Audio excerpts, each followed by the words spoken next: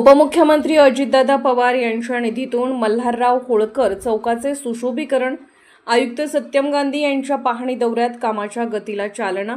महाराष्ट्र राज्याचे उपमुख्यमंत्री माननीय अजितदादा पवार यांनी सांगली, मिरज, कुपवाड शहर महानगरपालिकेच्या सर्वांगीण विकासासाठी दिलेल्या 50 कोटी रुपयांच्या निधीतून ऐतिहासिक व महत्त्वाच्या राजे मल्हारराव होळकर चौकाच्या सुशोभीकरणासाठी 50 लाख रुपयांचा निधी मंजूर करण्यात आला आहे।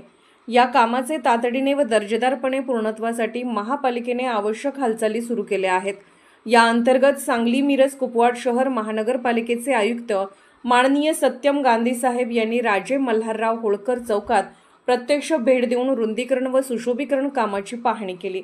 यावेळी त्यांनी कामाच्या दर्जावर भर देत काम लवकर पूर्ण करण्याच्या सूचना दिल्या।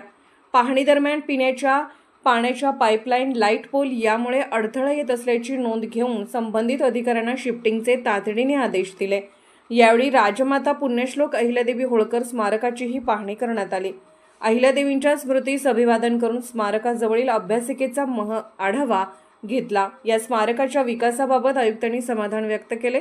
या भेटीच्या दौऱ्यात माजी नगरसेवक विष्णू अण्णासाहेब माने, माननीय शहर अभियंता पृथ्वीराज चव्हाण, चिदानंद कुरणे, नगर अभियंता महेश मदने, SI सिद्धार्थ ठोकळे, गणेश धोत्रे, JE अशोक कुंभार, आर्किटेक्ट प्रमोद चौगले, मुकादम प्रकाश चव्हाण, इंगळे, धोंडीराम अण्णा माने, हनुमंत खरात, अमीर मुलानी, संजय कांबळे, अमर चव्हाण व इतर पदाधिकारी यावेळी उपस्थित होते।